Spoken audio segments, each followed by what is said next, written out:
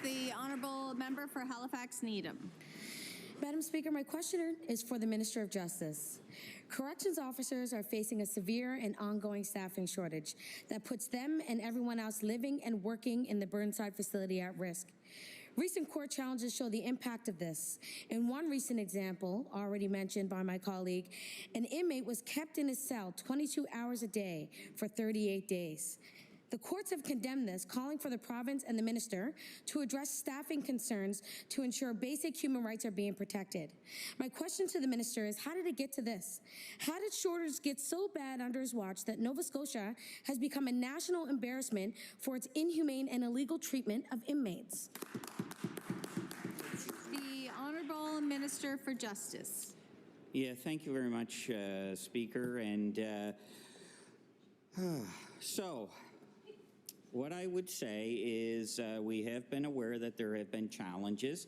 I have reached out personally to the union and said that I'm willing to work personally with them to try to address some of those challenges. As I've said previously, we recently hired 33 new officers. We currently have 45 correctional officers who are undergoing training now. We have an open-ended, across this country, we have an open-ended postings trying to recruit, and we'll continue to work with the union as well as the correctional officers to try to ensure that we fill and keep people at work. Thank you. I recognize the Honourable Member for Halifax Needham. Thank you, Madam Speaker, and I thank the minister for his response, because as we've heard, Richard Murray took his own life on January 15th while he was an inmate at the Burnside Correctional Facility. His family is clear.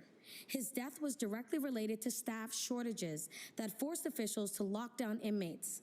Again, in a letter his family received the day after his tragic death, Richard Murray expressed, "I only exist in these four walls of hell. Why do I even fight to see another day?" He saw his forced lockdown for what it is, a wrongful cruelty. His final request was for others to not be subjected to a similar fate. In the spirit of working towards a better system, will the minister commit to having a public report on the death of Richard Murray? I recognize the Honourable Minister of Justice. Yes, thank you, Madam Speaker. And what I will answer that question is that under this government and this minister, I actually did establish something that the previous government refused to do, and that is a death in custody review committee. So whenever there is a death for any reason that occurs in any correctional facilities in this province, it automatically triggers a review of what the circumstances are around that. And I don't want to get into particulars around any death or any individual case or person, but what we've done, every death in custody is now reviewed